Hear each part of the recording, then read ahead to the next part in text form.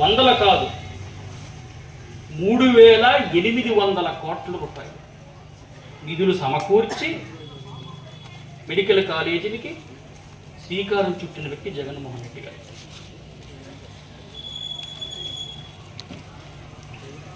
దురదృష్టం ఏంటంటే అబద్ధానికి నోరెక్కువ.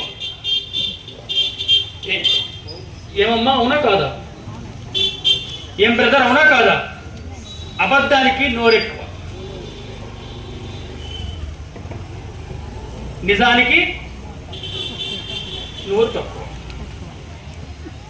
దురదృష్టం ఏంటంటే మన గుజరాతీపేటలోనే కాదు, చిత్తూరు నుంచి ఇచ్చాపురం దాకా మన రాష్ట్రంలో ప్రజలు కూటమి ప్రభుత్వం ఇచ్చినటువంటి అబద్ధపు హామీలు నమ్మి మోసపోయి అత్యాశకు పోయి